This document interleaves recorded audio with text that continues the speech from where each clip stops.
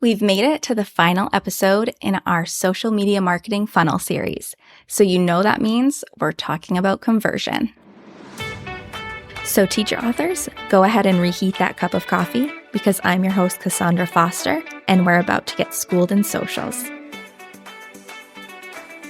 Welcome back to Schooled in Socials. We've covered brand awareness marketing, nurturing your audience, and now it's time to chat about what we've created the whole marketing funnel for, conversion. We're ready to sell it to our audience and see some ROI. But before we get there, if you haven't listened to the last 2 episodes, I highly recommend heading back so you can have a full view of the funnel and how it works. Okay, so first things first, when is it best for us to focus on converting our audience to customers? Since this is the bottom of our funnel, we will have wanted our audience to journey through brand awareness and nurturing before we ramp up the sales content. We need that know, like, and trust to be solidly established so that we have a warm audience to sell to who is ready to purchase from us. So the best time to focus on conversion marketing is about 4 to 6 weeks after brand awareness.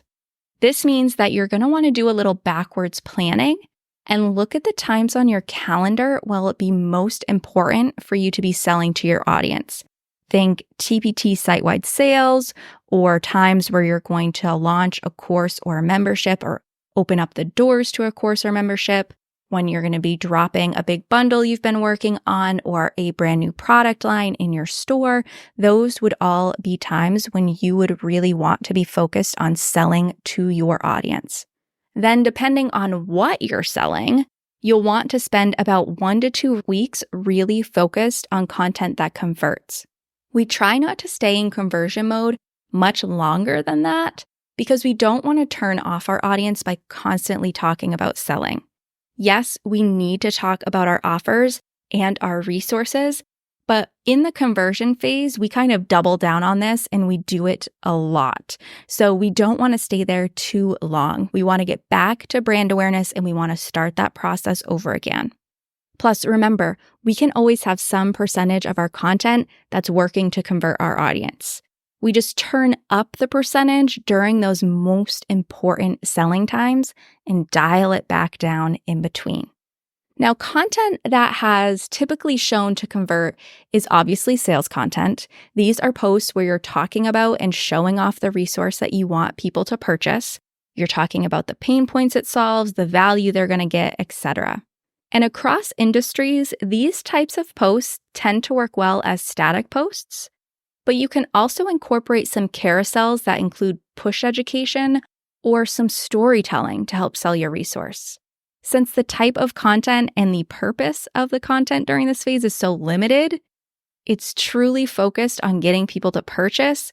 You can see why it might not be great to stay in this phase for too long. Hence that 1 to 2 week recommendation we just chatted about. There's no doubt if you've been around for a hot minute, you know the importance of analyzing your social media data to help you reach your big business goals. But if the thought of diving into that data on your own has been holding you back from the content clarity that it can bring, I've got your back. With my quarterly data analysis service, I'm here to be your data bestie right alongside of you, diving into your analytics and outlining a content plan so that you can take effective action. This way, you get all the benefits of having your eyes on your data to help make goals for the new year without having to take a course or wade through the numbers by yourself. It's time to tap into the magic of your social media data, and you don't even have to add anything to your plate to do it. Just hop on the waitlist right now in the show notes. I know your future self will thank you.